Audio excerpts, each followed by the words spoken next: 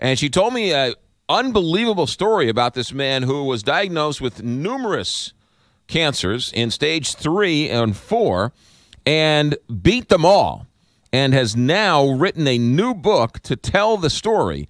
And so we thought, what better of a holiday story to tell than that one? Leo Dugo, welcome to Big 550 KTRS. Thank you. Good morning. I need you to talk right into that microphone. Oh, okay. There you go. Get it nice and comfortable any way you want it. You can move it around, but I need you to talk right into it. Right into it. How do you know Pat Blassie?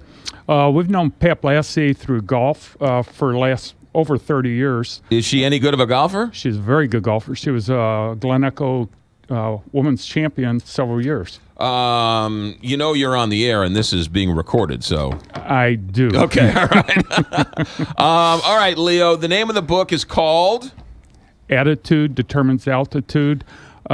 It was our roller coaster journey through stage 4 cancer. And you weren't diagnosed with stage 4 cancer once, but numerous times, right? This will be the third time. Third time. Actually, the first time was in December 2013. This will be 3 years, and it was stage 4 rectal colon cancer that metastasized, which I learned that means it spread right into the lymph nodes. The liver had 33 spots on the liver, gallbladder, and the left lung. And at that time, there was no chance for a cure. It was pretty much get your affairs in order. Right. And if I did nothing, absolutely nothing, no chemo, no radiation, they gave me maybe 12 months to live. Yes.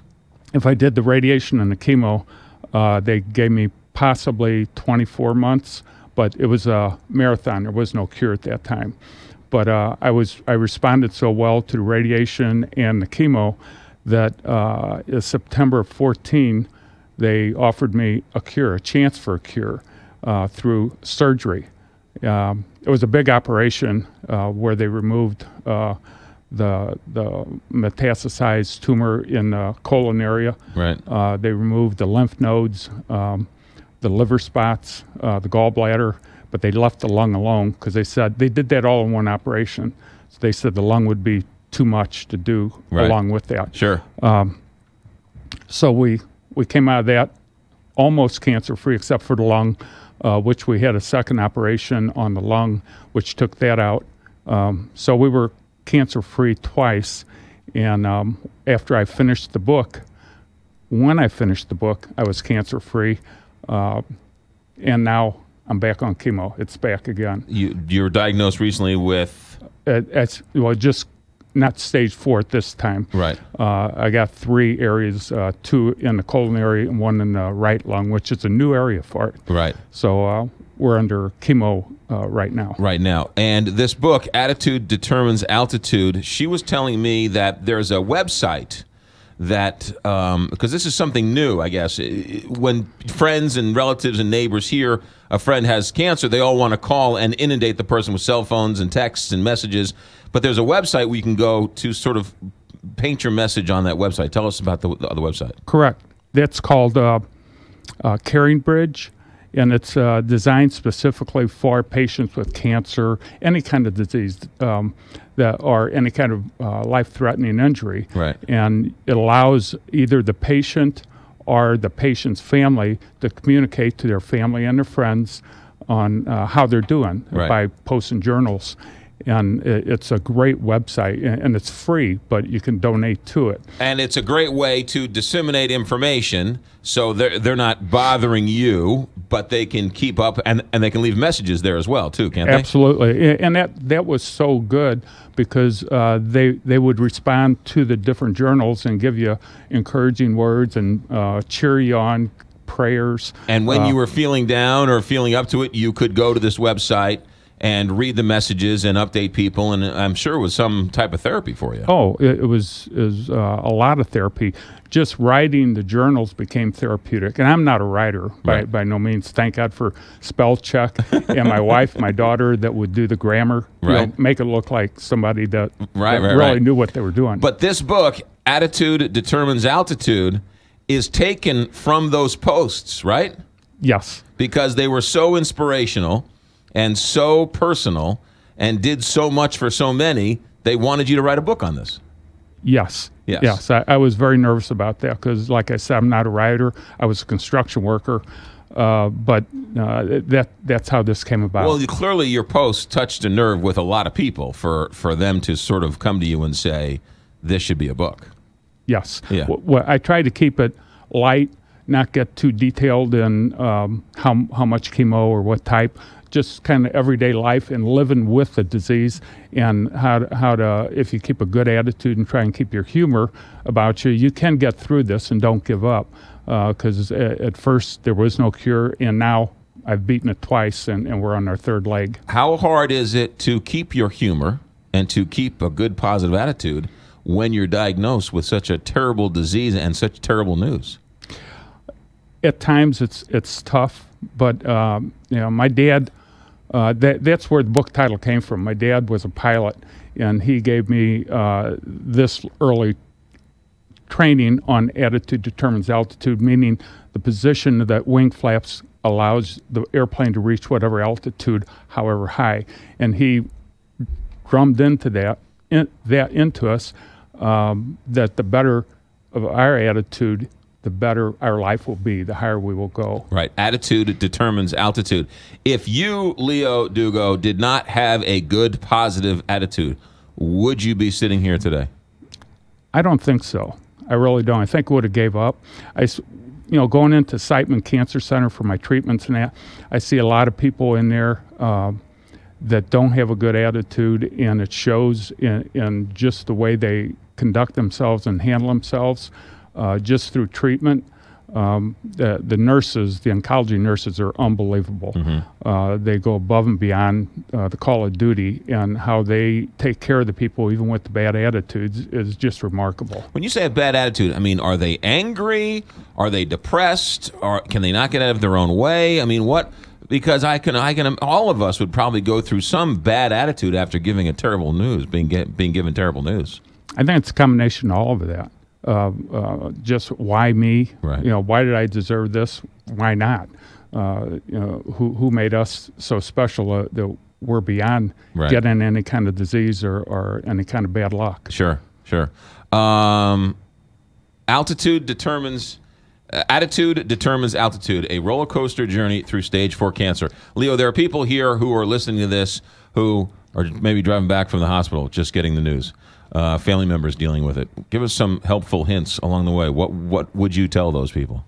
Well, the thing when the doctor said, get your affairs in order, which we did, and that kind of kept me focused on what I had to do to make sure that my wife was set, our family was set, and once I did that, it really lightened up to where I could concentrate on other things.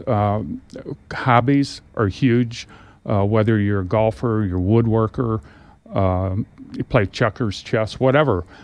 Dive into that. Trying to keep, don't just give up. Don't just say, well, this is it. Right. You got to focus on what's around you now. You have to be an example for your family. If you go into it with a poor attitude and they see you, do you really want your family to see you being miserable, making everybody else around you miserable? Right. Did you do anything like, I always wanted to jump out of a plane, I always wanted to be a stand-up comic, I always wanted to go to Rome? Did you do anything like that? I think in my younger days I did everything I wanted to do. I've heard people say, oh, when I got cancer, the sky was bluer, the water was clear. Right. I never experienced that.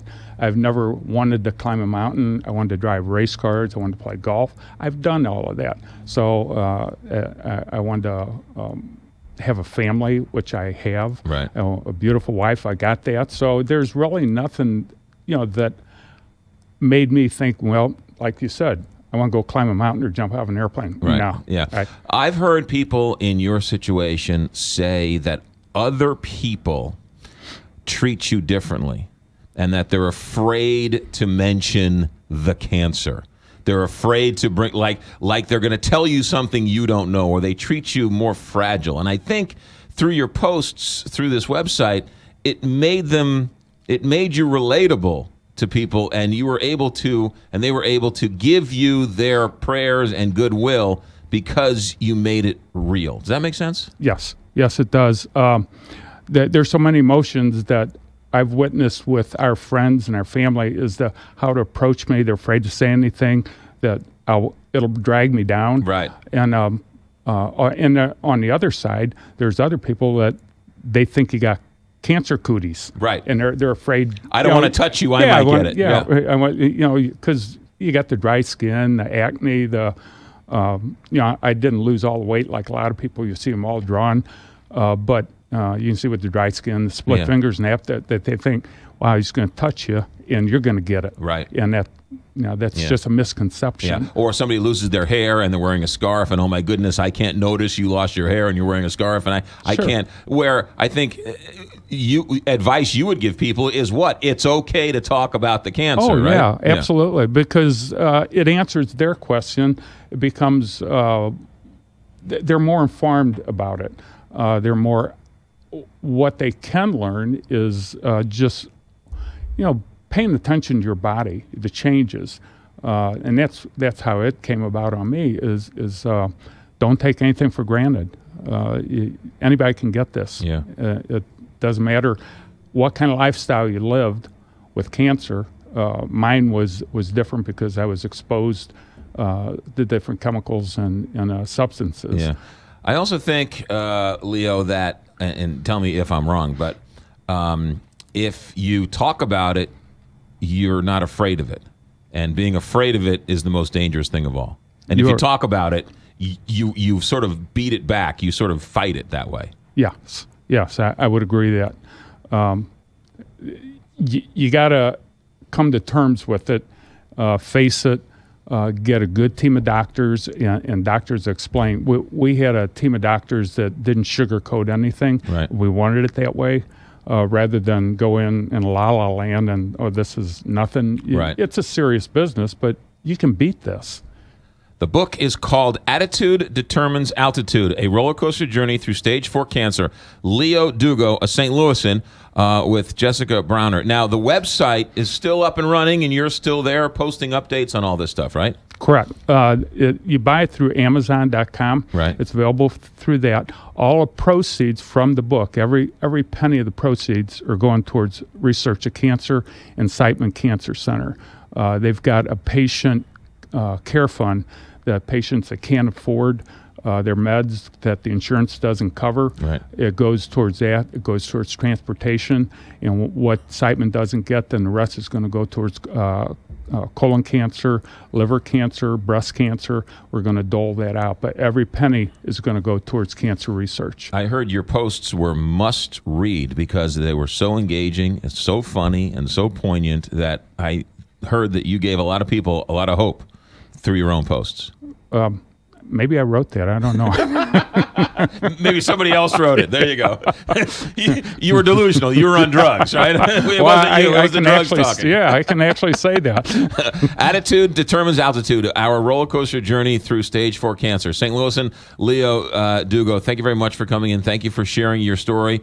Thoughts and prayers with you as you continue the battle. And you're always welcome here. Okay, thank you very much. You got it. Appreciate it. You got 9:23 here.